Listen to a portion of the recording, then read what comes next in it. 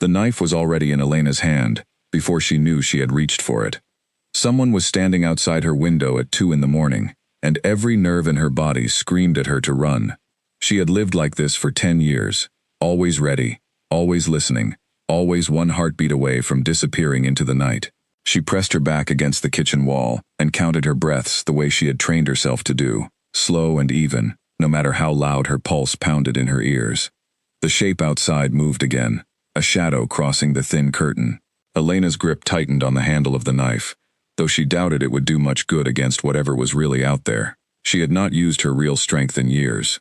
She had buried it so deep that some nights she almost believed the lie herself, that she was simply a woman named Elena Marsh, who worked at a bookstore and kept to herself, and had no family to speak of. But the truth lived under her skin, coiled and waiting. She was not human. She never had been. The footsteps outside stopped. Elena held perfectly still, straining to hear past the thin walls of her rented house. Then, just as suddenly as it began, the presence was gone. She exhaled and let herself slide down the wall until she was sitting on the cold kitchen floor, the knife resting uselessly in her lap. This was not the first time. Over the past few weeks, she had felt eyes on her more than once. A prickle at the back of her neck while she stocked shelves at the bookstore.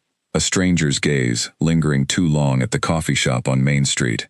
She had told herself it was paranoia, the same paranoia that had followed her since she was 16 years old and watched her whole world burn. She did not sleep again that night. By morning, Elena had convinced herself, the way she always did, that nothing was wrong.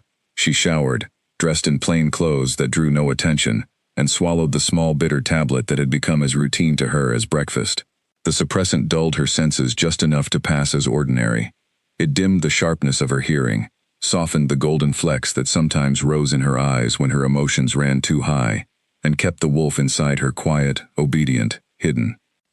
She had learned the recipe from an old woman named Ruth who had taken her in after the fire, a woman who claimed to have shifter blood herself, thinned by generations of mixing with humans. Ruth had taught her which roots to grind, which herbs to boil, and most importantly, she had taught her how to disappear. Do not linger in one place too long, Ruth used to say. Do not let anyone look at you twice. A wolf without a pack is a wolf without protection, and the world is full of people who would use a girl like you for their own purposes. Elena had followed that advice for a decade. She moved every few years, changed her last name twice, and never let herself grow close enough to anyone that they might notice the way her eyes sometimes glowed faintly gold in low light, or the way she could hear a conversation 2 rooms away. The town of Ashwood Hollow was her latest home, a quiet place tucked between low green hills, far from any city, far from anything that might draw the kind of attention she had spent her whole adult life avoiding. She had chosen it because the local shifter packs, according to the whispers she'd gathered from other lone wolves over the years, kept mostly to themselves and rarely bothered with human affairs. It was supposed to be safe. She walked to work that morning with her head down, her senses dulled just enough to keep her calm, though the strange unease from the night before still clung to her like a second skin. The bookstore was small and smelled of old paper and dust, the kind of place that survived more on nostalgia than profit. Elena liked it there. The quiet suited her. She spent the morning restocking shelves and helping the rare customer find whatever they were looking for, and for a few hours, she almost forgot the fear that had kept her awake. It was just after noon when the door chimed and a group of strangers walked in. Elena did not need her enhanced senses to know something was different about them. They carried themselves with the kind of quiet authority that made the air in the room feel heavier. 5 men and 1 woman, all dressed like they had wandered in from a world far removed from Ashwood Hollow. Their clothes were simple but expensive, their postures too straight, too controlled, like soldiers standing at ease rather than customers browsing for a novel. Elena's stomach dropped even before her nose caught the scent. Wolves. All of them. She kept her eyes on the register and forced her hands to stay steady as she rang up a paperback for an elderly man, all the while tracking the strangers out of the corner of her eye. They did not look at the shelves. They did not look at the books. Their attention moved slowly around the store, as if they were searching for something, or someone. Then the door chimed again, and every hair on Elena's body rose at once. She did not need to turn around to know that whoever had just walked in was different from the others. The air itself seemed to shift, pressing down with a weight she felt in her bones, a presence so overwhelming that her suppressed wolf stirred violently beneath her skin for the first time in years, clawing to be let free. Elena forced herself to keep her eyes down, to keep breathing evenly, to keep her hands from shaking as she finished the transaction with the elderly customer. She had felt powerful wolves before, pack leaders passing through, enforcers with reputations that traveled ahead of them. But this was something else entirely. This was a presence that made her instincts scream at her, to bow her head and expose her throat, an ancient and primal reaction she had not felt since she was a child, standing before the alpha of her own family's pack. She risked a glance. The man who had just entered was tall, broad-shouldered, with dark hair, and eyes the color of a storm about to break. He wore no crown, no obvious symbol of rank, yet everyone in the store, human and wolf alike, seemed to instinctively make space for him. The 5 who had entered before him straightened further, their gazes flicking toward him with something close to reverence. Elena's heart slammed against her ribs. She recognized authority when she saw it, and this was not the authority of some regional pack leader. This was something far greater. The man's eyes swept the store once, casually, the way a predator surveys a room out of habit rather than hunger. Then his gaze landed on Elena, and everything in her went perfectly, terrifyingly still. For a moment neither of them moved. His storm-colored eyes narrowed slightly, as if he were trying to solve a puzzle that did not add up. Elena felt the weight of his attention like a physical touch, and beneath the suppressant dulling her senses, something ancient and long buried inside her let out a low, aching pull toward him, a sensation she had never felt before in her entire life. She broke the eye contact first, turning quickly to busy herself with straightening a stack of bookmarks that did not need straightening. Do not look at him again, she told herself. Do not give him any reason to remember your face. But it was too late. She could feel him watching her, and she was certain, with a dread that settled deep into her bones, that he had noticed something about her that no human ever could. One of the men who had entered first, a broad-shouldered man with cropped blonde hair, leaned toward the tall stranger and murmured something too low for ordinary ears to catch. Elena's suppressed hearing strained to pick it up anyway, old habits refusing to fully die, even under the drug's influence. Something about a scent, something about the address they had traveled here to confirm. Elena's blood ran cold. They were not simply passing through. They were here for a reason, and whatever that reason was, it had brought the most powerful wolf she had ever encountered, directly into her small, quiet, carefully chosen life. She kept her head down and busied herself with restocking a shelf near the back of the store, putting as much distance between herself and the group as she could, without making her retreat obvious. Her hands trembled slightly as she straightened the spines of a row of paperbacks, and she hated herself for the weakness, hated that 10 years of discipline could be shaken so easily by a stranger's gaze. Minutes passed. She heard the group speaking quietly near the front counter, discussing something about local permits and a meeting with the town council, a mundane cover story, if she had ever heard one.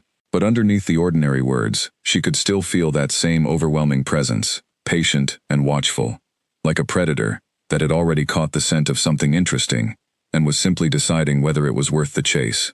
Elena did not turn around again.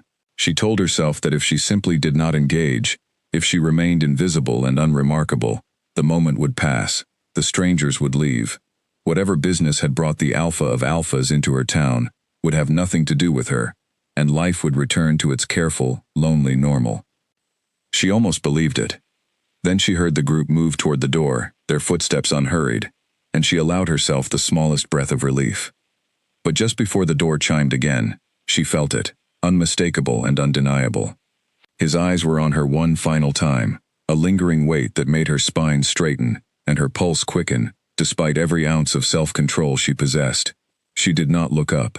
She could not risk it, but she knew, with a certainty that terrified her more than anything had in a decade, that this was not the last time she would feel that gaze. The door chimed shut behind them, and the store fell silent except for the soft hum of the old ceiling fan and the distant sound of a car pulling away outside. Elena stood frozen among the shelves for a long moment, her heart still hammering, her suppressed senses screaming faintly beneath the drug's dull haze. She thought of the shadow outside her window the night before. She thought of the strange, prickling sensation of being watched that had followed her for weeks. And now this, A group of wolves, led by a man whose presence alone had nearly cracked 10 years of careful hiding wide open.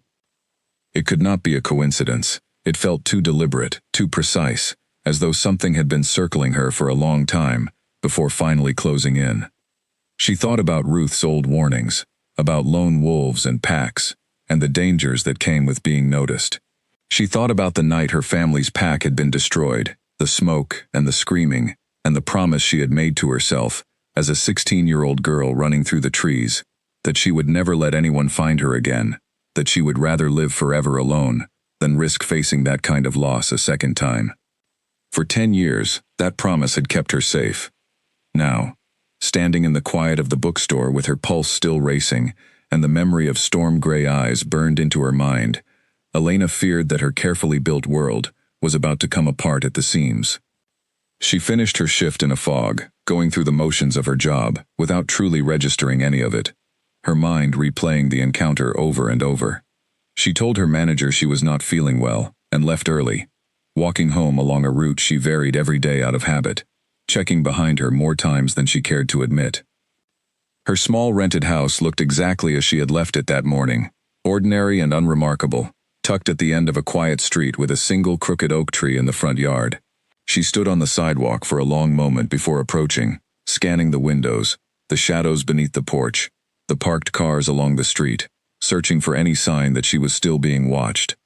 Nothing seemed out of place. Still, the unease refused to leave her.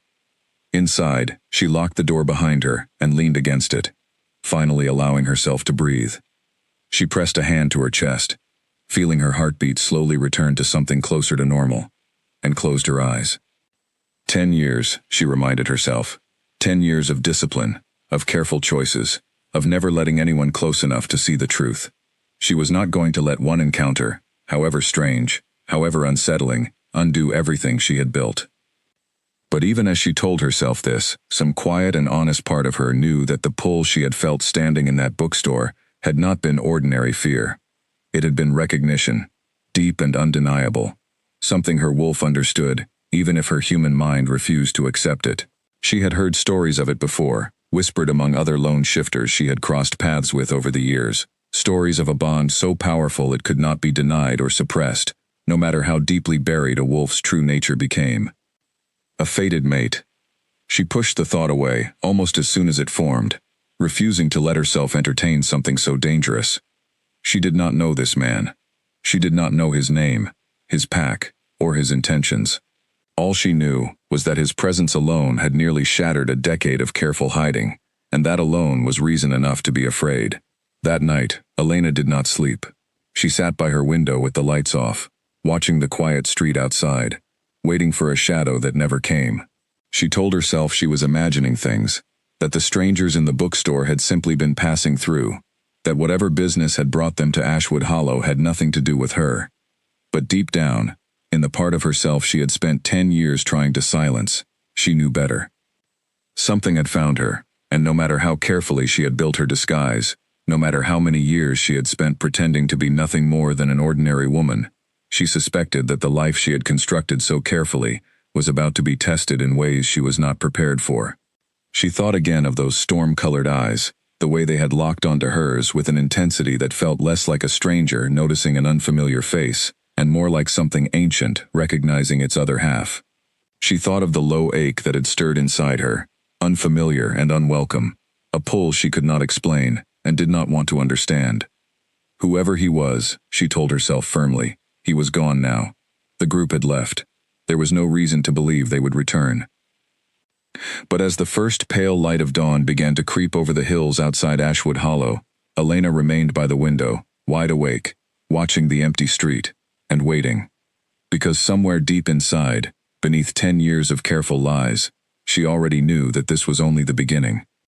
The man with the storm-gray eyes was not going to simply disappear, and whatever he had sensed in that quiet bookstore, whatever recognition had passed between them in that single locked gaze, Elena feared it was strong enough to undo everything she had spent a decade trying to protect. For the first time in 10 years, she found herself wondering if hiding was still even possible. Draven Ashcombe had ruled the northern packs for almost a decade, and in that time, Nothing had ever managed to catch him as completely off guard as the woman standing among the bookshelves of a small store in a town he had never planned to visit. He sat now in the back of a black car parked outside the local inn, his enforcers filing in around him, their faces carefully neutral, though he could tell they had noticed his silence and were wise enough not to comment on it. Marcus, his second in command, took the seat across from him, watching him with the kind of careful patience only a man who had served at his side for 15 years could manage. "You felt it too," Marcus said finally, not quite a question. Draven did not answer right away. He was still trying to make sense of what had happened inside that store, the sudden and violent pull that had gripped him the moment his eyes landed on the woman behind the counter. He had led armies, he had faced down rival alphas in combat, and walked away without flinching. He did not lose control of himself, not for anyone, and not for anything. And yet the moment he had seen her, something inside him had roared to life, with a force he had never experienced before. "She smells human," Marcus continued, when Draven remained silent. "Mostly. But there's something underneath it. Something masked." "I know," Draven said quietly. He had spent the last 3 days investigating whispers, rumors that had reached him through old contacts, about a lone wolf living quietly in Ashwood Hollow, someone who had somehow avoided detection by every pack in the region for years. He had not expected to find anything more than a curiosity, a stray who had slipped through the cracks of the territorial system. Certainly he had not expected to feel the unmistakable, undeniable pull of a fated bond the moment their eyes met. Fated mates were rare. Draven had long ago given up any expectation of finding one, focusing instead on the responsibilities of ruling his territory, protecting his people, and maintaining peace among the packs under his authority.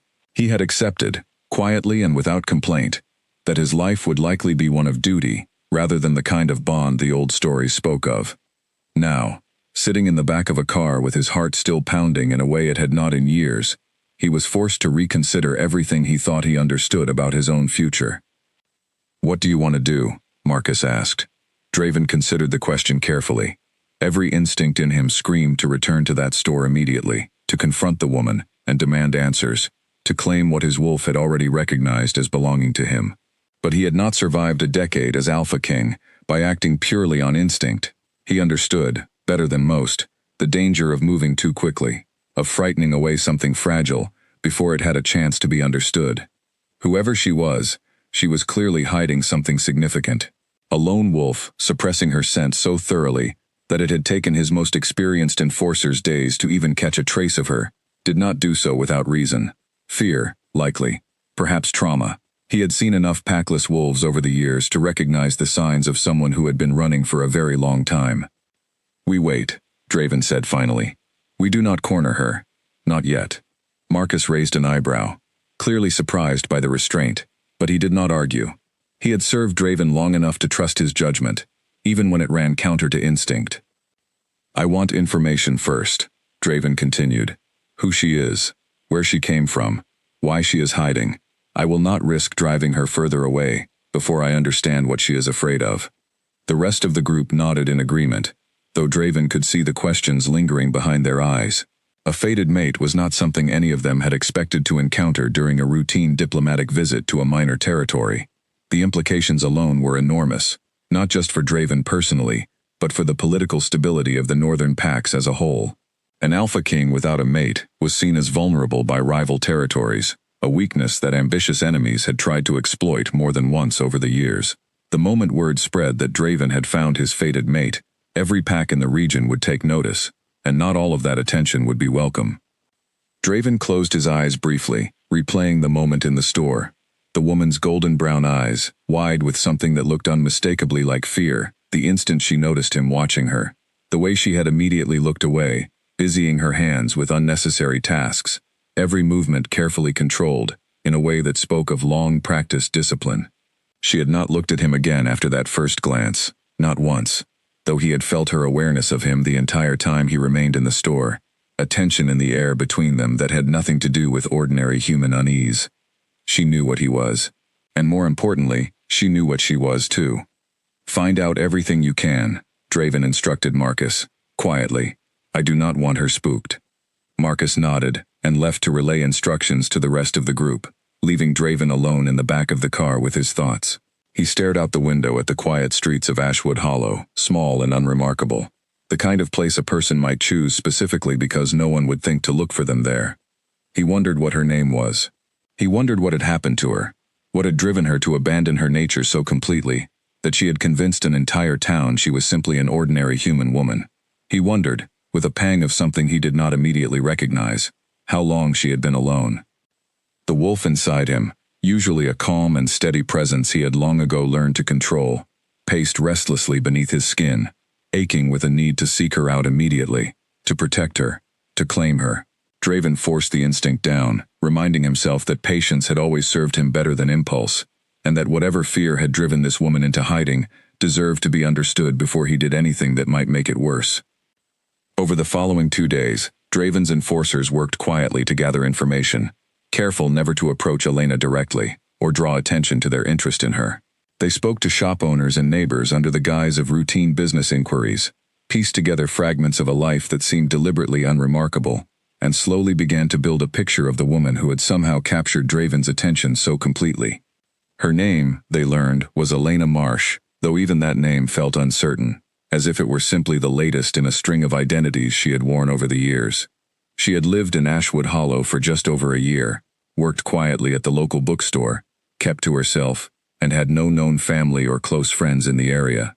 No one seemed to know much about her past. She paid in cash whenever possible, avoided cameras, and rarely stayed anywhere long enough to be truly known. It was the profile of someone who had spent a very long time running from something. Draven read through the reports his enforcers compiled, with a growing sense of unease, not at the thought of what Elena might be hiding, but at the realization of just how alone she must have been for the past decade. No pack, no family, no one to turn to. The idea settled uncomfortably in his chest, stirring something protective and fierce that he had not expected to feel so strongly for a woman he had exchanged no more than a single glance with. On the third evening, Draven made the decision to see her again, though he was careful this time to approach without the presence of his enforcers, without the weight of his title trailing behind him like a shadow.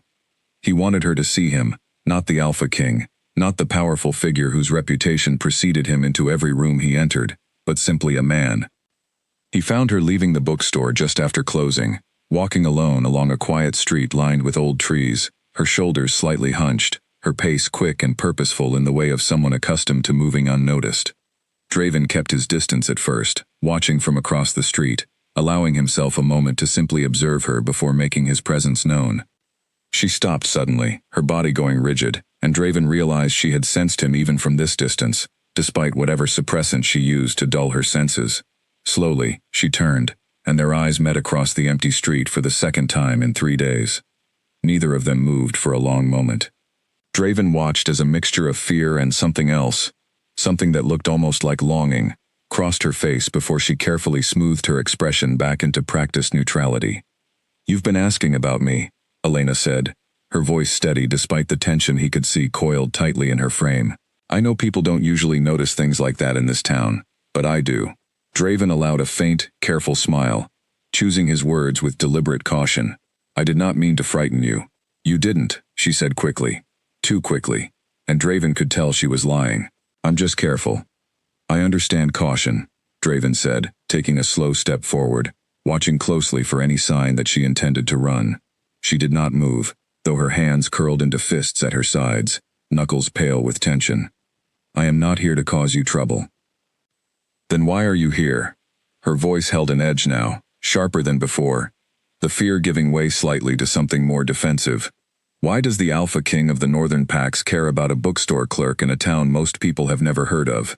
Draven considered his answer carefully. He could sense how close she was to bolting, every muscle in her body coiled tight with the readiness of someone who had spent years perfecting the art of escape. He did not want to frighten her further, but he also understood, with a certainty that surprised him, that he could not simply walk away and pretend the pull between them did not exist.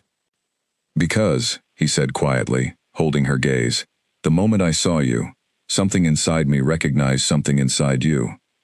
I think you felt it too." Elena's breath caught audibly, and for a moment, the careful mask she wore slipped entirely, revealing raw and unguarded fear beneath.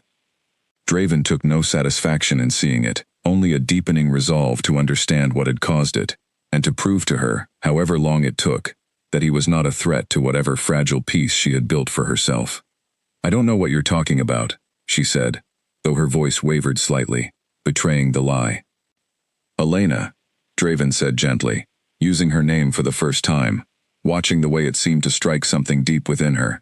"I am not going to force anything from you, but I think you already know what I felt in that store.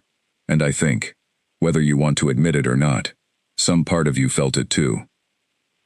For a long moment, she said nothing, her eyes searching his face, as though trying to determine whether he could be trusted, weighing years of careful survival instincts against something new and unfamiliar stirring beneath the surface. "I have to go," she said finally, her voice barely above a whisper, and before Draven could respond, she turned and walked quickly away, disappearing around the corner of the street without looking back. Draven remained standing where he was for a long moment, watching the empty street where she had disappeared, his wolf pacing restlessly within him, torn between the instinct to follow and the understanding that pushing her further tonight would only drive her deeper into hiding. He had confirmed what he already suspected. She felt the bond too, and now, more than ever, he understood that whatever had happened in her past to make her so afraid was going to require patience, and time, and a level of restraint he was not entirely certain he possessed. But he was willing to try, because for the first time in his life, Draven Ashcombe had found something worth being patient for. Elena did not sleep at all that night. She sat curled in the corner of her small living room, with every light in the house switched off, her back pressed against the wall, watching the front door, as though Draven might appear through it at any moment. He had not followed her. She knew that much, because she had checked the street 3 times before finally giving up and locking every window in the house. But knowing he was not physically outside did nothing to calm the storm raging inside her. "The moment I saw you, something inside me recognized something inside you." His words echoed over and over in her mind, refusing to fade no matter how hard she tried to push them away. She wanted desperately to dismiss them as manipulation, some kind of trick meant to lower her guard, but she knew better. She had felt it too, that undeniable pull the moment their eyes had first met in the bookstore, a sensation so foreign and so overwhelming that it had frightened her more than anything had in years. A fated mate. The words felt impossible. Something out of the old stories Ruth used to tell her when she was young. Stories about bonds so powerful they could not be broken. About wolves who found their other half and were forever changed by it. Elena had never believed she would experience anything like that herself. She had assumed, quietly and without much grief, that the life she had chosen, one of isolation and careful hiding, meant she would never have the chance. Now, sitting alone in the dark, she found herself wondering, for the first time in a decade, whether the life she had built was truly the safest choice, or simply the loneliest one. She thought of her family, faces she had not allowed herself to picture clearly in years, afraid that the memories would break something inside her that she had worked so hard to keep sealed shut. Her mother's warm laugh, her father's steady hands, her younger brother, barely 12 years old, who used to follow her everywhere, through the training grounds of their pack's territory, begging her to teach him the moves their trainers had shown her. All of them gone in a single night, taken by a rival pack that had wanted their territory, and had not cared how many lives it cost to claim it. Elena had escaped only because her mother had shoved her toward the tree line, moments before the attackers broke through their defenses, screaming at her to run and never look back. She had run. She had kept running for 10 years.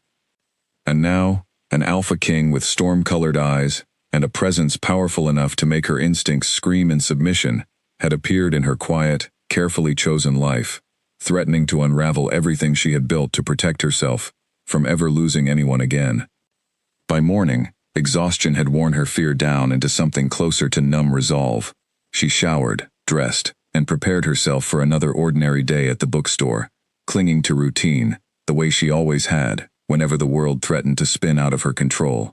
If she simply continued as though nothing had changed, perhaps nothing would have to change at all. The day passed slower than any she could remember. Every chime of the front door sent her pulse racing, half expecting to see Draven walk through it again, though he never did. By the time her shift ended, she was equal parts relieved and unsettled by his absence, uncertain which reaction unsettled her more.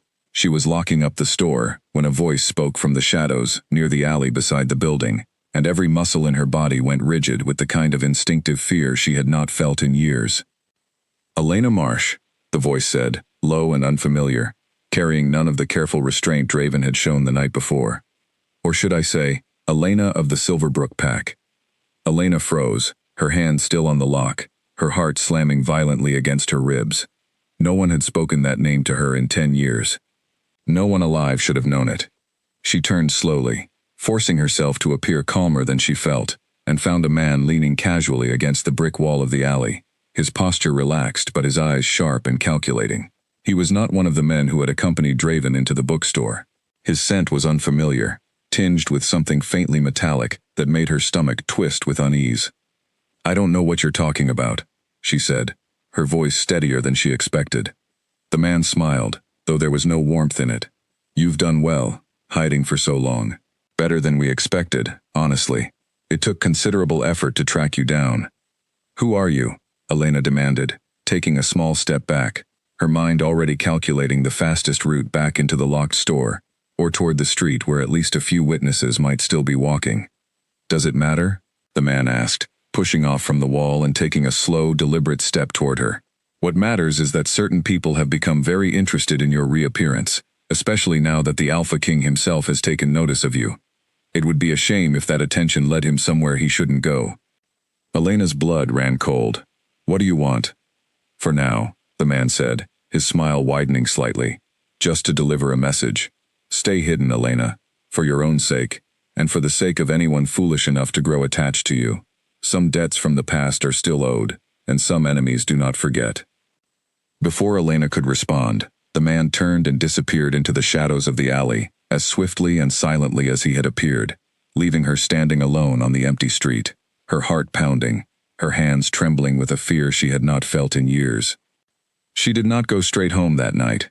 Instead, she walked for hours through the quiet streets of Ashwood Hollow, her mind racing, trying to piece together who the stranger might have been, and how he had known her true identity, a secret she had guarded so carefully for a decade. The Silverbrook pack, her family's pack. The name alone brought back a flood of memories she had spent years trying to suppress. The scent of smoke, the sound of screaming, the desperate scramble through dark trees with her mother's final words echoing in her ears. Whoever had destroyed her family had never been identified, not fully. Ruth had warned her, in the earliest days after the attack, that the perpetrators had likely been searching for survivors, eager to eliminate any remaining threat to whatever territory or resources they had claimed in the aftermath. Elena had spent a decade believing she had successfully vanished, that enough time and enough careful hiding had finally made her safe. Now, standing on a quiet street with the stranger's warning still ringing in her ears, she realized how wrong she had been. She thought of Draven, of the way his presence had cracked open a hiding place she had spent 10 years perfecting, drawing attention not just from him, but apparently from whoever had been searching for her all along. The timing felt too deliberate to be coincidence. Had Draven's arrival somehow alerted her family's old enemies to her location, or had they already been closing in, and his sudden appearance simply accelerated whatever plan they had already set into motion? Either way, the message was clear. Elena was no longer safe in Ashwood Hollow, and worse, anyone who grew close to her risked becoming a target as well. She returned home, well after midnight, moving through the quiet streets with practiced caution, checking constantly over her shoulder for any sign that she was being followed. Once inside, she locked every door and window, pulled the curtains shut, and sat once again in the darkness, turning the stranger's words over and over in her mind. "Stay hidden. For your own sake, and for the sake of anyone foolish enough to grow attached to you." She thought of Draven's storm-colored eyes, of the raw honesty in his voice when he had told her that something inside him had recognized something inside her.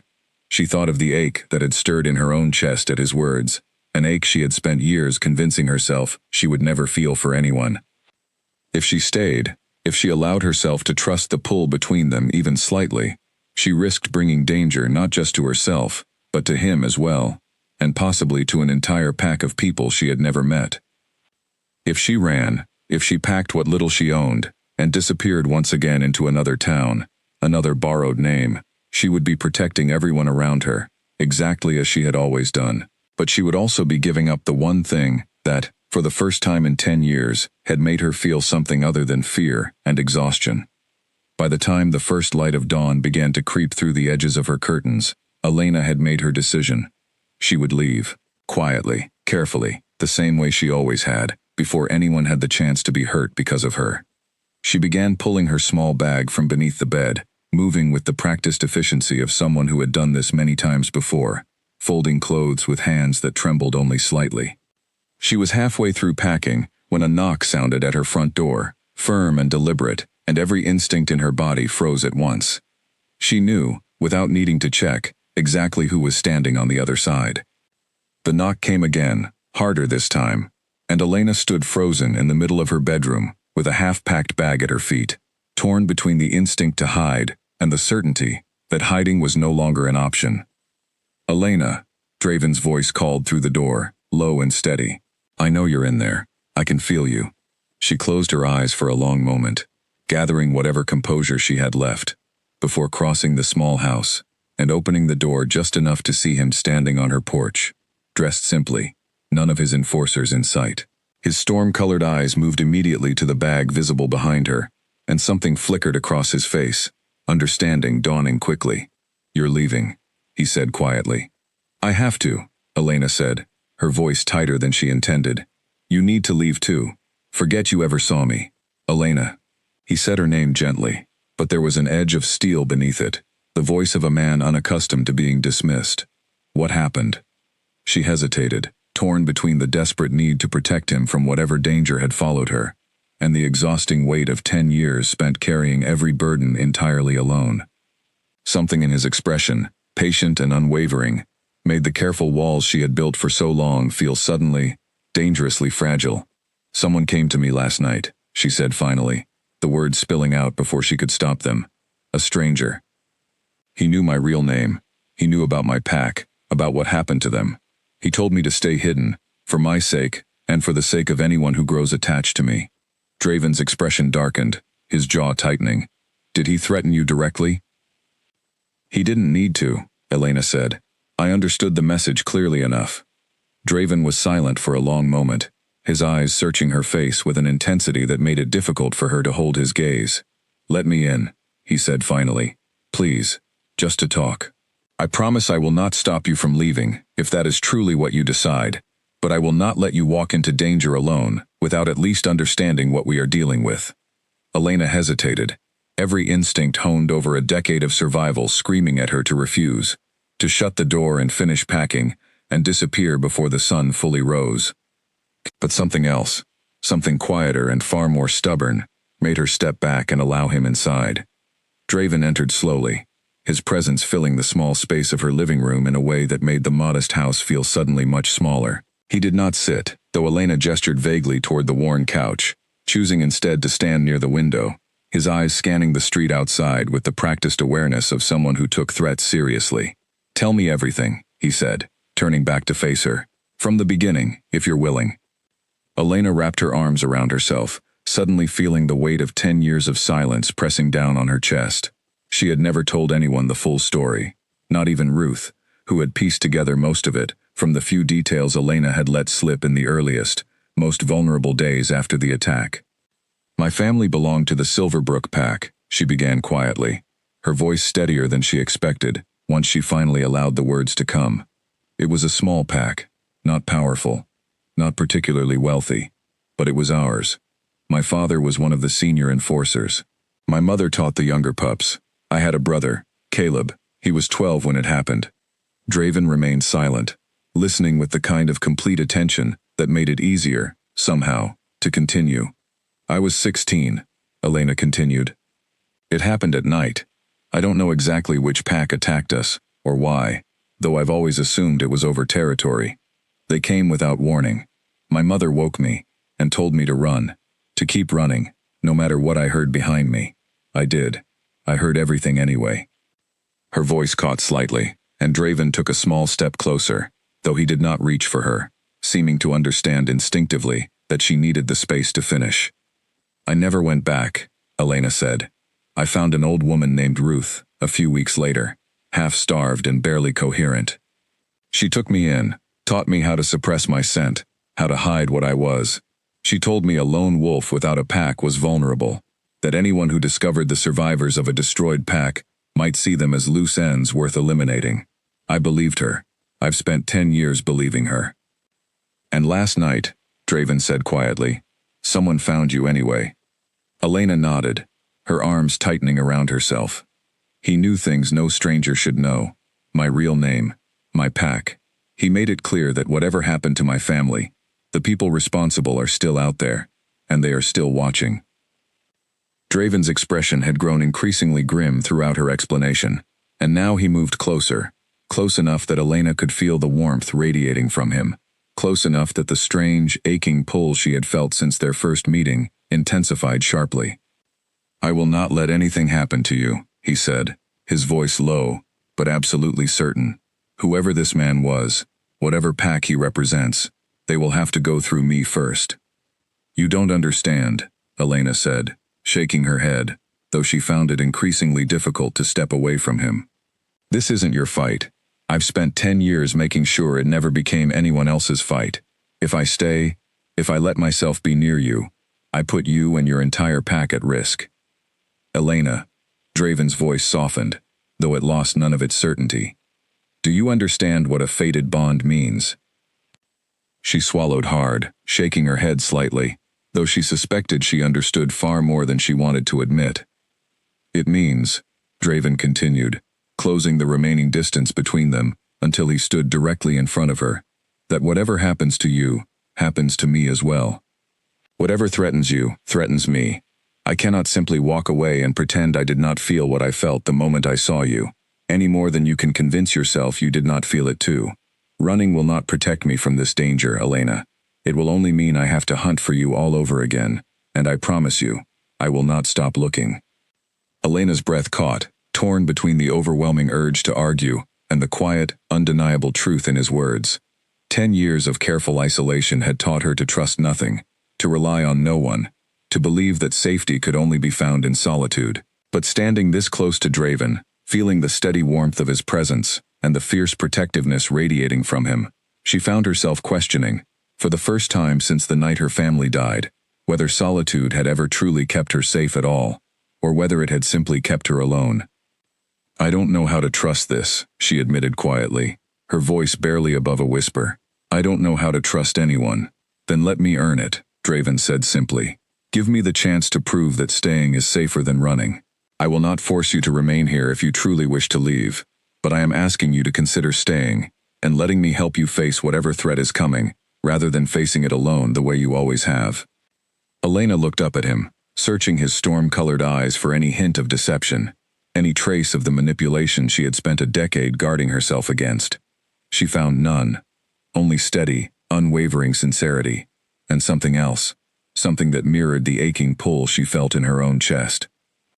If I stay, she said slowly, and something happens to your pack because of me, I will never forgive myself. And if you leave, Draven countered gently, and something happens to you because you face this alone, I will never forgive myself either.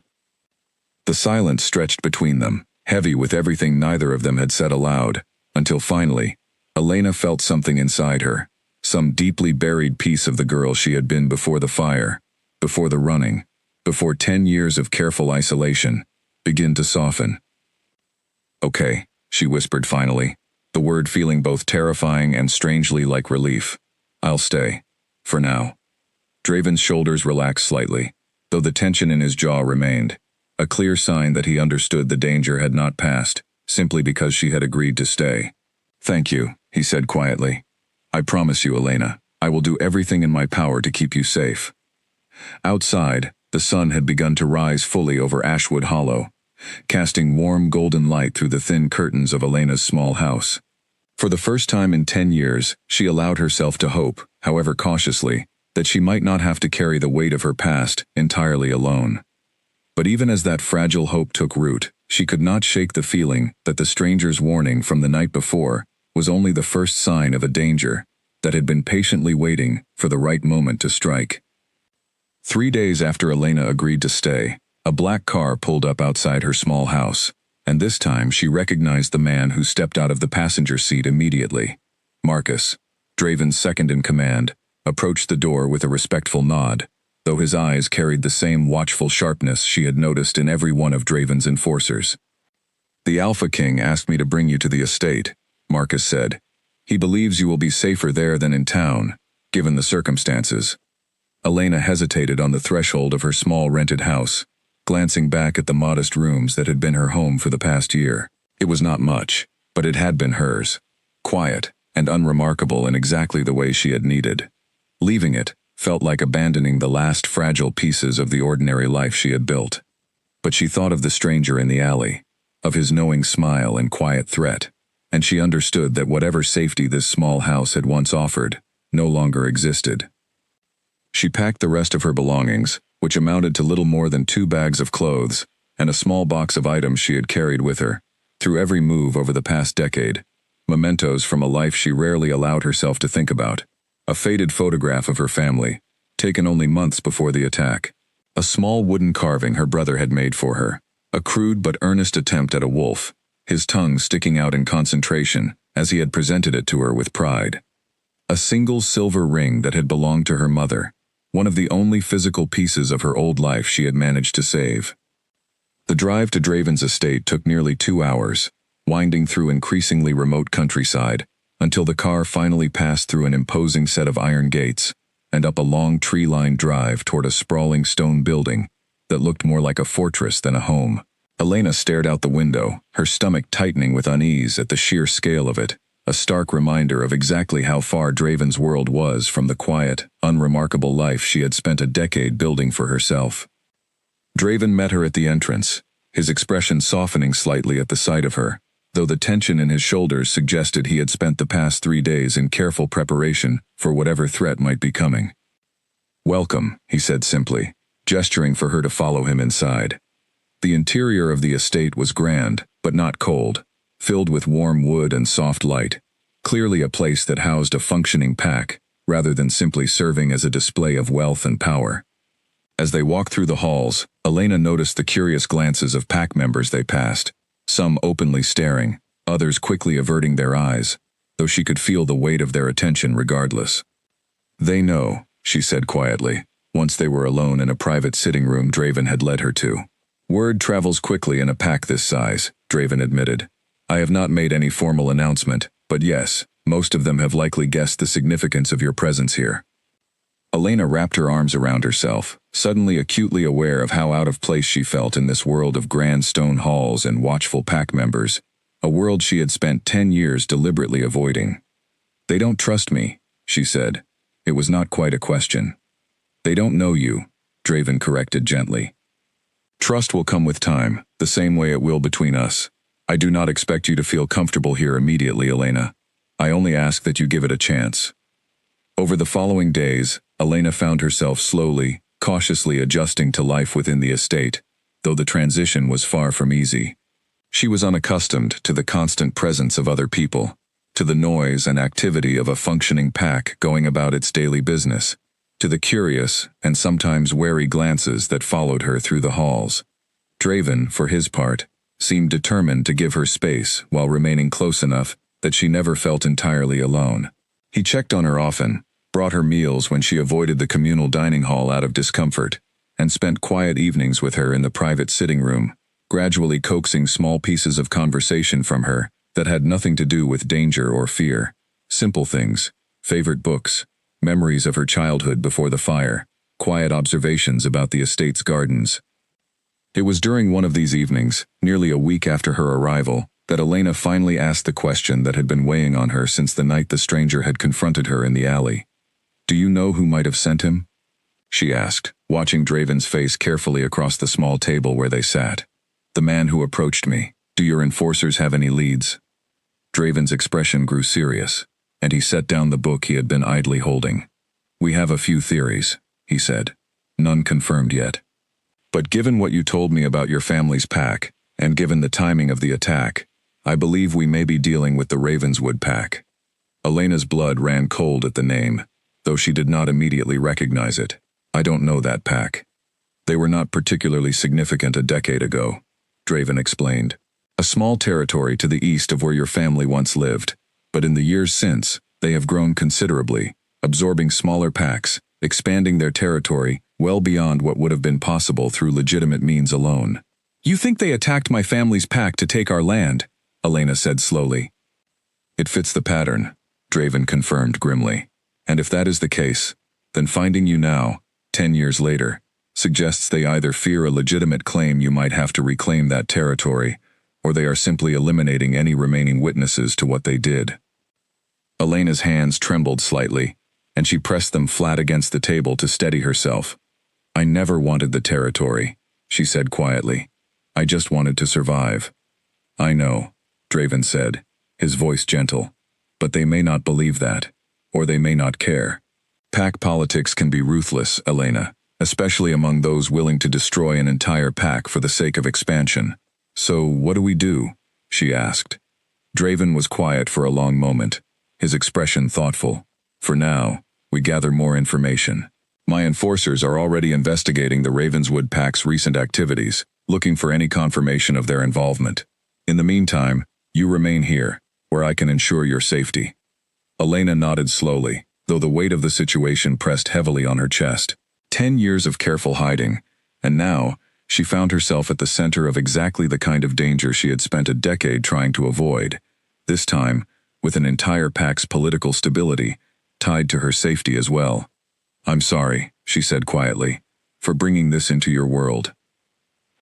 Draven reached across the table, his hand covering hers with a warmth that steadied her more than she expected.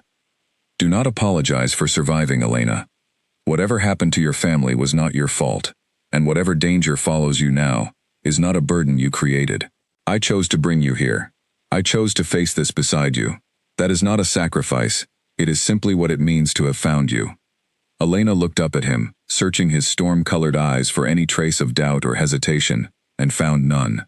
Slowly, cautiously, something inside her that had remained closed off for a decade began, tentatively, to open. Thank you, she whispered. Draven smiled softly, though the expression did not fully erase the tension still lingering in his shoulders. You do not need to thank me for choosing to protect what matters to me. Later that night, alone in the quiet guest room Draven had arranged for her, Elena sat by the window, watching the moon rise over the estate's dark gardens. For the first time in years, she allowed herself to think seriously about the fate of the pack that had destroyed her family, about the possibility of understanding, finally, why they had done it, and whether there might one day be a way to hold them accountable. The thought terrified her. 10 years of running had convinced her that survival meant staying invisible, staying small, never drawing attention to herself in any way that might invite the kind of violence that had taken everything from her once before.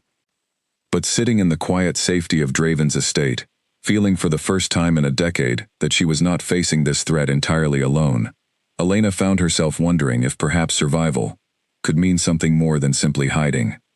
Perhaps, she thought, it could mean finally standing her ground.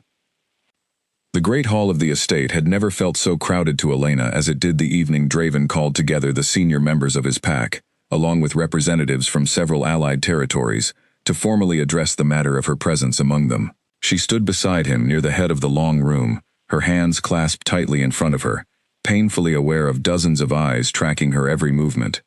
Many of you have already noticed the presence of a guest within our territory, Draven began, his voice carrying easily through the hall, commanding immediate silence. I will not keep the truth from those I lead. This woman, Elena, is my fated mate. A murmur rippled through the gathered crowd, some faces registering surprise, others something closer to suspicion. Elena forced herself to remain still, resisting the urge to shrink beneath the weight of their collective attention, reminding herself of Draven's steady presence beside her. I understand. This news arrives with questions, Draven continued, and I do not intend to dismiss those questions. Elena comes from a pack destroyed a decade ago, under circumstances we are still working to fully understand. She has lived without pack protection since that time, hiding her nature out of necessity rather than choice. I ask that you extend to her the same respect and protection you would extend to any member of this pack, and that you trust my judgment in this matter, as I have trusted yours in countless others. A tall woman near the front of the hall, her silver-streaked hair pulled back in a severe knot, stepped forward slightly, her expression carefully neutral, though her eyes carried an edge of skepticism. "Alpha King," she said, her voice respectful but firm, with respect. "How can we be certain this bond is genuine, and not some elaborate deception meant to infiltrate our pack during a time of political vulnerability?" Elena's stomach tightened at the accusation, though she understood the woman's caution was not entirely unreasonable, given the circumstances. "Fated bonds cannot be faked, Nora," Draven said evenly. "You know this as well as I do. What I felt the moment I encountered Elena was not something that can be manufactured or forced. I would not stand before this pack and claim such a bond if I did not know it to be true." Nora's expression remained skeptical, though she inclined her head slightly in acknowledgement. "Then I trust your judgment, Alpha King, as I always have. But I would ask that additional precautions be taken, given the danger she may have brought with her." "Precautions are already in place," Draven confirmed. "My enforcers are actively investigating the threat, and Elena's safety, along with the safety of this pack, remains my highest priority." The meeting continued for some time, questions and concerns raised and addressed with varying degrees of satisfaction, though Elena could feel the tension in the room slowly beginning to ease as Draven addressed each point with calm, measured authority. By the time the gathering finally dispersed, she felt emotionally drained, though grateful that the confrontation had not been as hostile as she had feared. "That went better than I expected," Draven said quietly once they were alone again, leading her toward the quiet privacy of the estate's gardens. "Nora seemed less than convinced," Elena said, wrapping her arms around herself against the cool evening air. "Nora is cautious by nature," Draven said, a faint smile tugging at his lips. "She has served as one of my senior advisors for many years, and her skepticism has saved this pack from more than a few poor decisions in the past. Give her time. She will come around, especially once she sees for herself that the bond between us is genuine." They walked in comfortable silence for a while, the estate's gardens quiet and fragrant in the cool evening air, moonlight casting soft silver light across neatly trimmed hedges and blooming flower beds. Elena found herself relaxing slightly, the tension of the earlier meeting slowly draining away in the peaceful quiet. "Can I ask you something?" she said finally, breaking the comfortable silence. "Of course. What does it mean exactly? A fated bond, from your perspective? I only know what Ruth told me, old stories mostly." Draven considered the question thoughtfully as they continued walking. "It means," he said slowly, "that somewhere, in a way none of us fully understand, our wolves recognized each other as belonging together before we ever consciously chose it. It is not something that can be forced or faked, as I told Nora. It simply exists, whether we want it to or not." "That sounds almost frightening," Elena admitted quietly.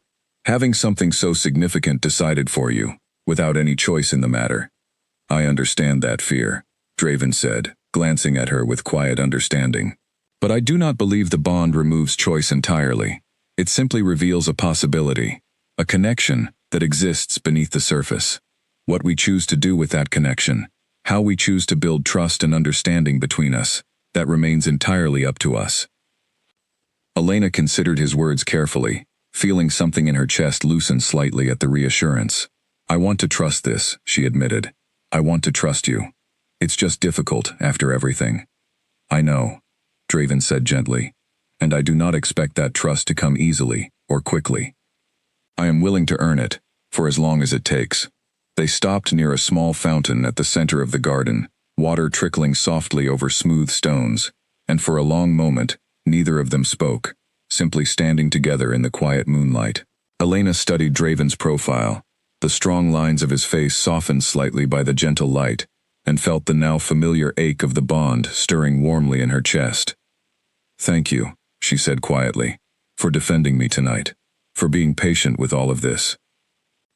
Draven turned to face her fully, his storm-colored eyes catching the moonlight in a way that made Elena's breath catch slightly. "You do not need to thank me, Elena. I meant every word I said in that hall. Whatever danger follows you, whatever fear you carry from your past, I intend to stand beside you through all of it." Slowly, carefully, he reached out and brushed a strand of hair from her face, his fingers lingering gently against her cheek. Elena felt the warmth of his touch spread through her entire body, the pull of the bond intensifying until it felt like a physical ache, a longing she could no longer fully deny. "Draven," she whispered, though she was not entirely certain what she meant to say next. "I will not rush you," he said quietly, his hand still resting gently against her cheek. "But I want you to know that whatever pace you need, whatever time you require to trust this bond fully, I will wait for you, Elena. For as long as it takes." Elena felt tears prick unexpectedly at the corners of her eyes, overwhelmed by the sincerity in his voice, by the gentle patience of a man who held immense power yet chose, again and again, to extend her nothing but careful consideration and respect. "I don't know how to do this," she admitted softly. "I don't know how to let someone in, after everything." "Then we will learn together," Draven said simply. "One step at a time." Standing together beside the quiet fountain, moonlight silvering the garden around them, Elena allowed herself, for the first time in 10 years, to imagine a future that did not involve running, hiding, or facing danger entirely alone. It was a fragile, tentative hope, but it was there nonetheless, growing slowly alongside the undeniable bond that had drawn her into Draven's world.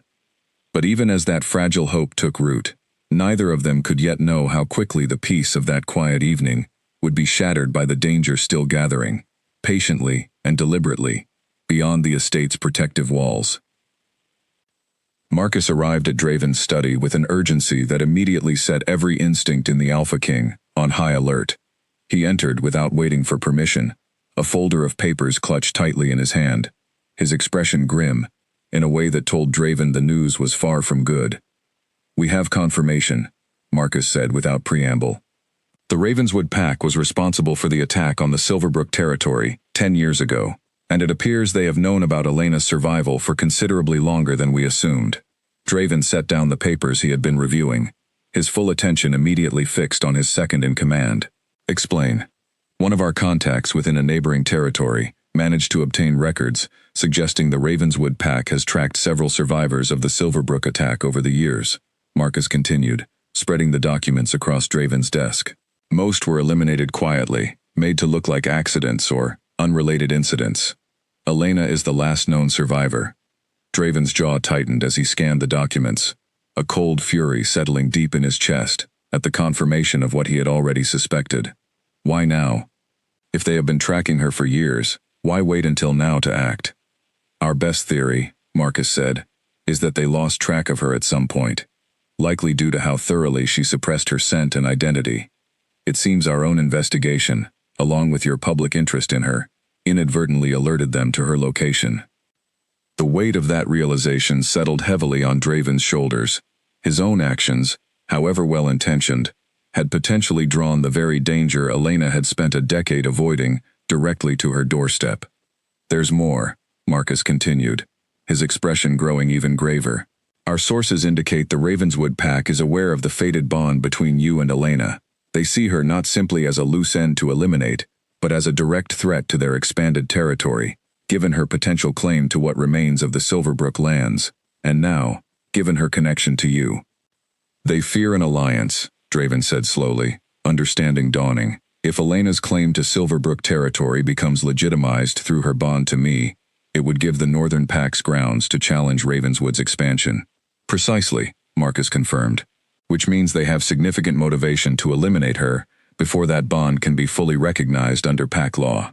Draven stood abruptly, moving to the window of his study, staring out at the darkening evening sky with attention coiled tightly through every muscle in his body. "How much time do we have?" "Difficult to say," Marcus admitted. "But given what we know of Ravenswood's methods, I would not expect them to wait long. They have already sent one representative to deliver a warning. If that warning goes unheeded, I suspect their next move will be considerably more direct." "Increase security throughout the estate immediately," Draven instructed, turning back to face Marcus with the hardened resolve of a leader preparing for conflict. "Double the patrols along our territorial borders. I want every enforcer briefed on the Ravenswood threat by morning." "Understood," Marcus said, already moving toward the door before pausing, his expression softening slightly. "Draven, how do you intend to tell her?" Draven's shoulders sagged slightly at the question, the weight of what he had to say pressing heavily against his chest. "Carefully," he said finally. "She has spent 10 years believing her survival depended entirely on remaining hidden, learning that her greatest fear has finally caught up to her, and that my own actions may have accelerated that danger, will not be easy for her to hear. Marcus nodded understandingly before departing, leaving Draven alone with his thoughts and the weight of the news he now had to deliver. He found Elena in the estate's library later that evening, curled into a large armchair near the fireplace, a book open in her lap, though her eyes suggested her attention had wandered far from its pages. She looked up as he entered, and something in his expression must have betrayed the seriousness of what he had come to discuss, because the careful peace on her face immediately gave way to wary tension. "What happened?" she asked, setting the book aside. Draven crossed the room and sat in the chair beside hers, choosing his words carefully before speaking. "We have confirmation that the Ravenswood Pack was responsible for the destruction of your family's territory." Elena's breath caught audibly, her hands tightening on the arms of her chair. "You're certain?" "Yes," Draven confirmed gently. "And there is more you need to know. It appears they have tracked and eliminated other survivors of that attack over the years. You are believed to be the last one remaining." Elena's face paled, the color draining from her cheeks, as the full weight of the revelation settled over her. "Others survived," she whispered, "and they killed them anyway. I'm sorry, Elena." Draven reached for her hand, holding it gently, offering what comfort he could. "There's something else. Our investigation suggests my own inquiries into your background may have inadvertently drawn their attention back to your location, after they had apparently lost track of you." Elena's eyes snapped up to meet his, a flash of something sharp and painful crossing her features. "You mean this is happening because of you?" "Because of us," Draven corrected gently, though he did not shy away from the accusation in her voice. "The bond between us, combined with your potential claim to Silverbrook territory, has made you a direct political threat to their expansion. They fear that our connection could be used to legitimize a challenge to what they have built." Elena pulled her hand away, standing abruptly, her arms wrapping tightly around herself as she paced toward the fireplace, her back to him. 10 years, she said, her voice trembling with a mixture of grief and fury. 10 years. Of hiding, of running, of losing everything. And it wasn't even enough. They were still out there, still hunting, still killing anyone who survived, and I never even knew. Elena. Draven rose and moved toward her carefully, though he did not touch her, sensing she needed space to process the overwhelming weight of the revelation. "I understand this is difficult to hear, but I want you to know, whatever danger has followed you here, I intend to face it beside you. This pack, this territory, all of it stands ready to defend you." Elena turned to face him, tears glistening in her eyes, though her expression held more anger than sorrow. "I never wanted anyone to have to defend me," she said, her voice breaking slightly. "That's exactly why I ran in the first place. I didn't want anyone else to die because of me." "You are not responsible for what the Ravenswood Pack has done," Draven said firmly. "Not the destruction of your family's territory, and not whatever threat they pose now. The responsibility for those actions lies entirely with them." "It doesn't feel that way," Elena whispered, wrapping her arms tighter around herself. "It feels like everywhere I go, everyone I care about ends up in danger because of who I am." Draven closed the remaining distance between them, gently but firmly taking her by the shoulders, forcing her to meet his gaze directly. "Listen to me, Elena. You are not a curse. You are not a danger simply by existing. The people who destroyed your family, who have hunted survivors for a decade, they are the danger. And I promise you, with everything I am, that this pack will not fall the way yours did.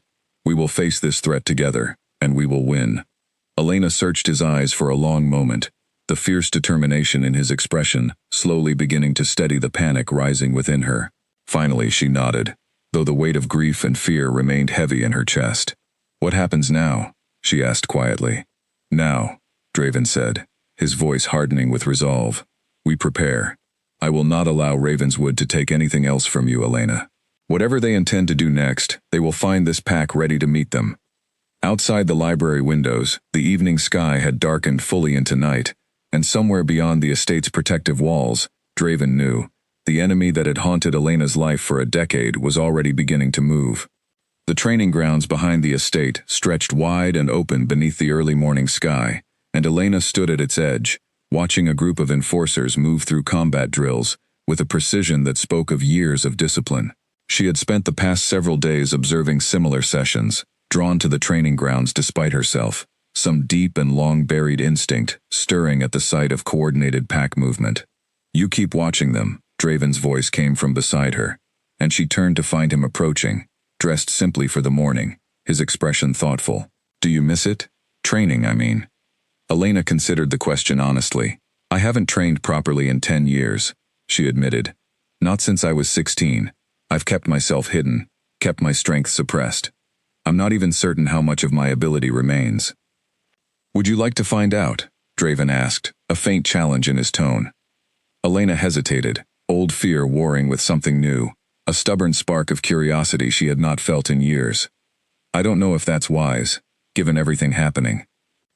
"I think," Draven said gently, "that given everything happening, it may be exactly what you need. You cannot continue hiding your strength, Elena. Not when the danger following you may require you to defend yourself directly." The truth of his words settled uncomfortably in her chest, and after a long moment, she nodded slowly. "All right, show me." Draven led her to a private section of the training grounds, away from the watchful eyes of his enforcers, and for the first time in a decade, Elena allowed herself to fully release the suppression she had maintained for so long. The sensation was overwhelming, colors sharpening, sounds amplifying, the world around her suddenly alive with details she had forgotten existed. Her wolf, long suppressed and dormant, stirred powerfully beneath her skin, aching to be fully released. "Take your time," Draven said quietly, watching her carefully. "There's no rush." Elena closed her eyes, focusing inward, reaching for the part of herself she had buried so deeply for so long. Slowly, cautiously, she allowed the shift to begin, her body trembling slightly, with the unfamiliar sensation after 10 years of suppression. When she finally opened her eyes again, she found herself standing on 4 paws, her senses sharper than she could ever remember them being, even before the fire. Draven's own shift followed moments later, his wolf considerably larger than hers, dark-furred and powerfully built, though he approached her slowly, carefully, giving her space to adjust. For a long moment, they simply stood together in the quiet training grounds, 2 wolves regarding each other beneath the morning sky, and Elena felt something inside her settle into place that had been missing for 10 years, a sense of belonging she had convinced herself she would never feel again. They trained together over the following days, Draven patiently helping her rebuild the strength and skill she had suppressed for a decade, and slowly, Elena began to remember what it felt like to trust her own instincts, to move with confidence rather than fear. The training sessions became a welcome distraction from the looming threat of the Ravenswood pack, a chance to rediscover pieces of herself she had thought lost forever. But the peace could not last indefinitely. Nora, the silver-haired advisor who had questioned the legitimacy of Elena's bond during the initial pack meeting, approached her one afternoon following a training session, her expression carrying a mixture of caution and something that looked almost like grudging respect. "You move well," Nora said, watching as Elena caught her breath after a particularly demanding exercise. "Better than I expected, given how long you claim to have suppressed your training." "I had good instructors once," Elena said carefully, unsure of Nora's intentions. "Your family," Nora said, not quite a question. "I remember hearing about the Silverbrook attack, many years ago. I did not realize until recently that you were among the survivors." Elena studied the older woman carefully, searching for any hint of hostility, though she found only careful curiosity. "You knew my family's pack?" "Not personally," Nora admitted, "but word of the attack spread through pack circles at the time. It was seen as a troubling sign, even then, that Ravenswood was willing to go to such lengths for territorial expansion. Many of us hoped the matter would eventually be addressed through proper channels. It seems that hope was misplaced." "You believe Draven now, don't you?" Elena asked. "About the bond." Nora's expression softened slightly. "I have served this pack for many years, Elena. I have watched the Alpha King carry the weight of leadership without complaint, sacrificing much of his own personal life for the sake of this territory's stability. I have never seen him as invested in anything, or anyone, as he has become with you. Whatever doubts I carried initially, I no longer question the sincerity of the bond between you." Elena felt an unexpected warmth at the acknowledgement, a small but significant step toward acceptance within a world she had feared would never truly welcome her. "Thank you," she said quietly. "That means more than you probably realize." "I only ask," Nora continued, her tone growing more serious, that you consider carefully what it will mean to formally claim your place here, once the threat from Ravenswood has been addressed. Becoming the Alpha King's mate is not simply a personal matter, Elena. It carries political weight, responsibilities to this pack that extend well beyond your relationship with Draven himself. I understand, Elena said, though privately she acknowledged she was still coming to terms with exactly what that responsibility might entail. That evening, as Elena sat with Draven in the quiet privacy of his study, she found herself voicing the concerns Nora's words had stirred within her. "Am I ready for this?" she asked. "For what it means to stand beside you, not just personally, but as part of this pack's leadership?" Draven considered the question thoughtfully before answering. "I do not believe readiness is something achieved all at once, Elena. I certainly did not feel fully prepared when I first assumed leadership of this pack, many years ago. It is something learned gradually, through experience and support from those around you." "What if I fail?" Elena asked quietly.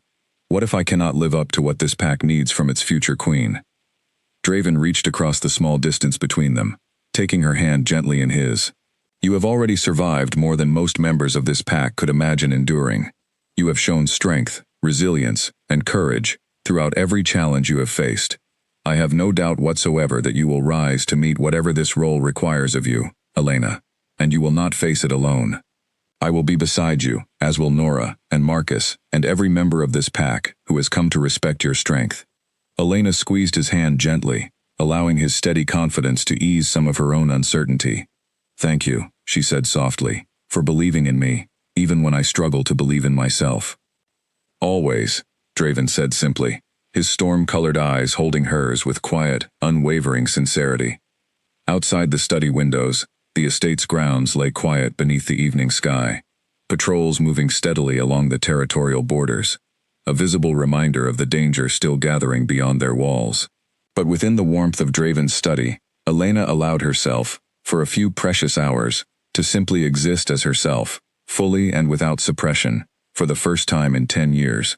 Neither of them could yet know how soon that fragile peace would be tested, or how quickly the threat they had been preparing for would finally arrive at their doorstep. The alarm horn sounded across the estate just after midnight, its deep, urgent tone shattering the quiet of the sleeping territory and sending pack members scrambling into action throughout the halls. Elena bolted upright in bed, her heart pounding, every instinct honed over 10 years of careful survival, screaming that the danger she had feared for weeks had finally arrived. Draven burst through her door moments later, already fully alert, his expression grim and focused. "Ravenswood forces have breached the northern border," he said quickly. "Marcus is coordinating our defense. I need you to stay here, in the safest part of the estate." "No," Elena said immediately, surprising even herself with the certainty in her voice. "I'm not hiding while your people fight a battle caused by my presence here." "Elena, this is not the time to argue," Draven said, his tone sharpening with urgency. "I'm not arguing," Elena said, already moving to pull on clothes suitable for combat. "I'm telling you, I intend to help defend this pack, the same way I would have defended my own family, if I had been strong enough back then." Draven studied her for a brief moment, clearly torn between the instinct to protect her and the recognition of the fierce determination in her eyes. Finally he nodded once, sharply. "Stay close to me. I will not lose you tonight." They moved quickly through the estate, joining the organized chaos of enforcers preparing to meet the incoming threat. Marcus met them near the northern gate, his expression tense as he relayed updates on the enemy's approach. "Ravenswood has sent a significant force," Marcus reported. "At least 30 enforcers, possibly more. They are moving fast, and our scouts confirm they are heading directly toward the main estate. They mean to end this quickly," Draven said grimly. "Position our forces along the tree line. I want archers ready, and I want the eastern flank reinforced in case they attempt to divide our attention." The following hour passed in a blur of preparation, pack members moving with practiced efficiency, despite the tension gripping the entire estate. Elena stayed close to Draven's side, her own wolf senses fully alert for the first time in a decade, every instinct sharpened and ready. When the Ravenswood forces finally emerged from the tree line, the sight sent a fresh wave of cold fear through Elena's chest, memories of the night her family's pack had been destroyed rising unbidden. But this time, she reminded herself firmly, she was not a frightened 16-year-old girl fleeing through the darkness. She had Draven beside her, an entire pack ready to fight, and 10 years of suppressed strength finally ready to be unleashed. The battle began with brutal swiftness, enforcers from both sides clashing along the tree line in a chaotic blur of movement and sound. Elena fought alongside Draven's forces, her training over the past weeks proving more effective than she had dared hope. Years of dormant instinct finally awakening fully, as she moved to defend the pack that had welcomed her.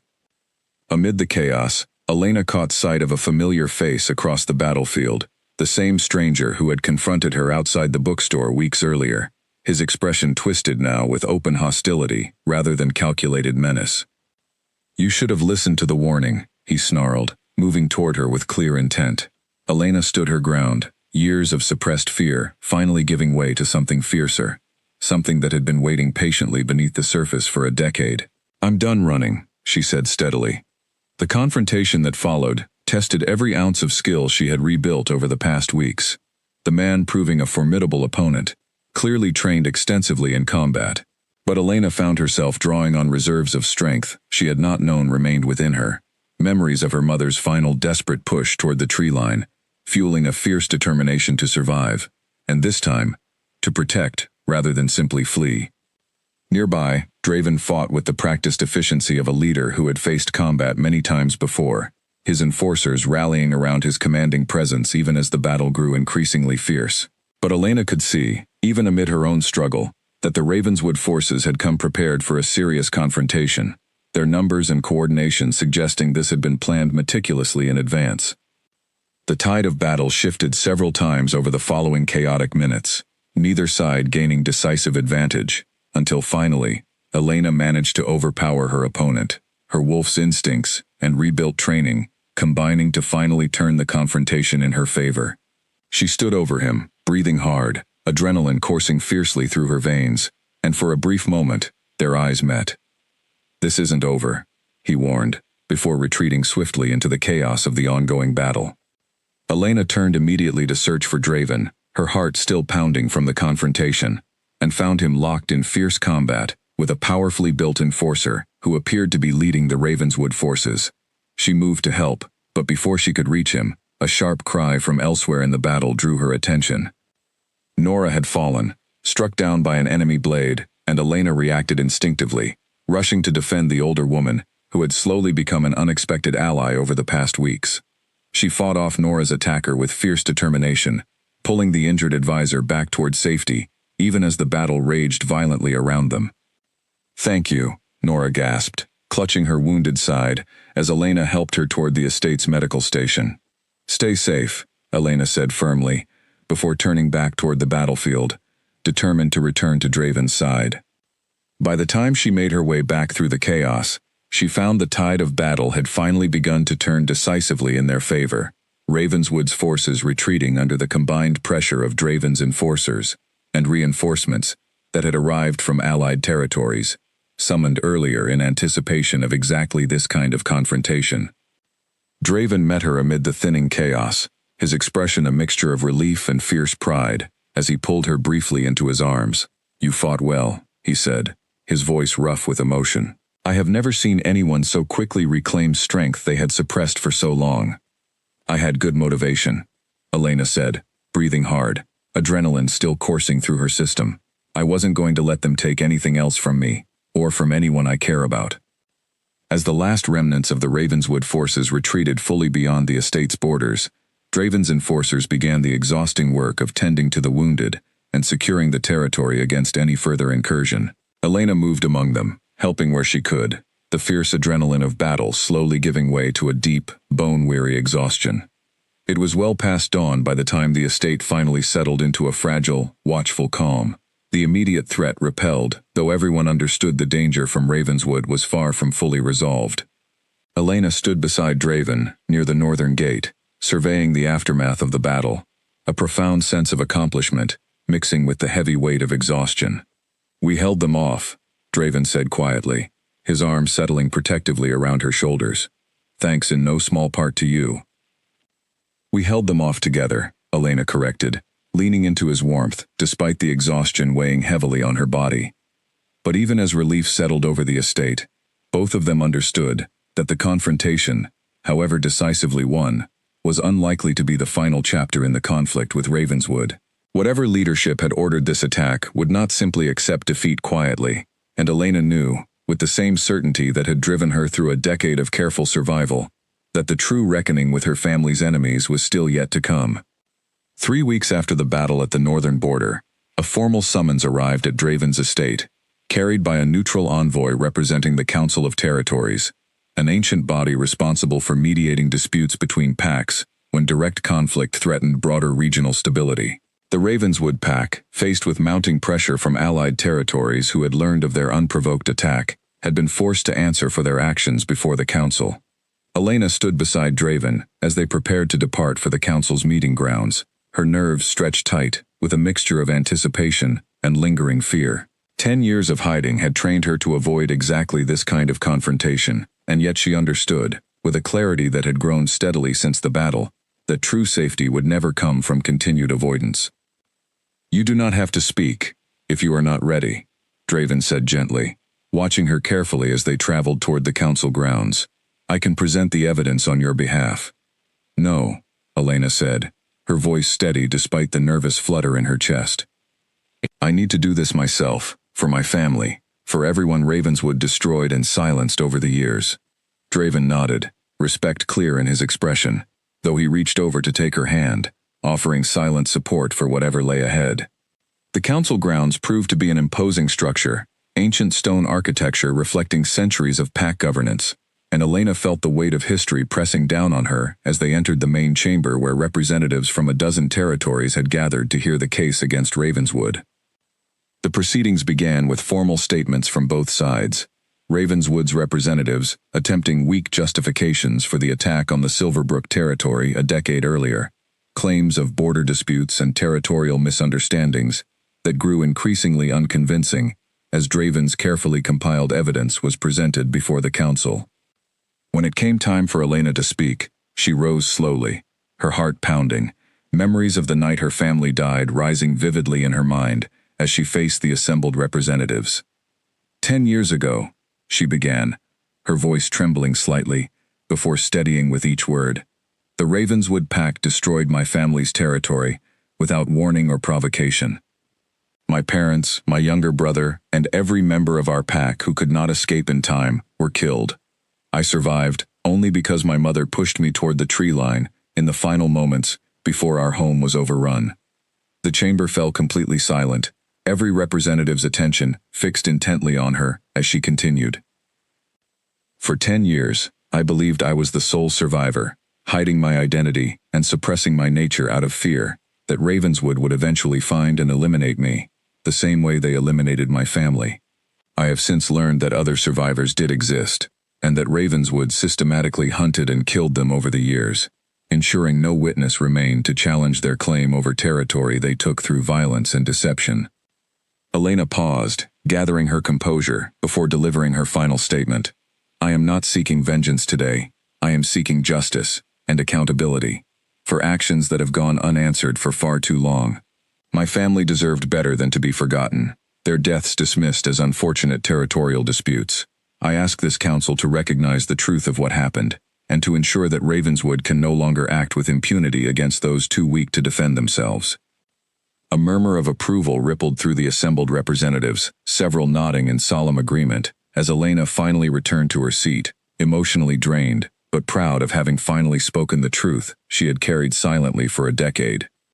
The council's deliberation lasted the remainder of the day, and by evening, their judgment was delivered with the full weight of ancient pack law. Ravenswood's territory, expanded illegitimately through violence over the preceding decade, was ordered significantly reduced, with the original Silverbrook lands formally restored to Elena as the last legitimate survivor of that pack's lineage. Additionally, the current Ravenswood leadership responsible for orchestrating the attacks was stripped of authority, replaced under council oversight by more reputable leadership committed to peaceful cooperation with neighboring territories. Standing outside the council chambers as the sun began to set, Elena felt a profound weight finally lift from her shoulders. 10 years of fear and hidden grief, slowly giving way to something that felt, for the first time in a decade, remarkably close to peace. You did it, Draven said quietly, pride evident in his voice as he stood beside her. You finally gave your family the justice they deserved.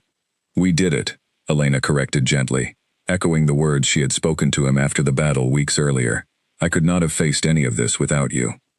Draven turned to face her fully, his storm-colored eyes soft with an emotion that made Elena's heart swell with warmth. Elena, he said quietly, I have watched you transform over these past weeks, from a woman terrified of her own nature, into someone strong enough to stand before the entire council and demand justice for her family. I am more certain now than ever that the bond between us was never a mistake, but the truest gift I have ever received. He reached into his pocket, withdrawing a small, intricately carved wooden box, and Elena's breath caught as he opened it to reveal a delicate silver ring, its design echoing traditional pack symbols of unity and protection. I know you still carry your mother's ring, Draven said gently, and I would never ask you to replace that memory, but I am asking, if you are ready, to formally complete our bond, to stand beside me, not just as my fated mate, but as my equal, and as the future queen of this pack. Tears filled Elena's eyes as she looked from the ring to Draven's earnest, hopeful expression. 10 years of careful isolation finally giving way completely to the profound connection she had spent so long trying to deny. Yes, she whispered, her voice thick with emotion. I'm ready. The formal bonding ceremony took place several weeks later, held within the estate's gardens beneath a canopy of early spring blossoms, attended by pack members who had come to genuinely respect and welcome Elena into their community.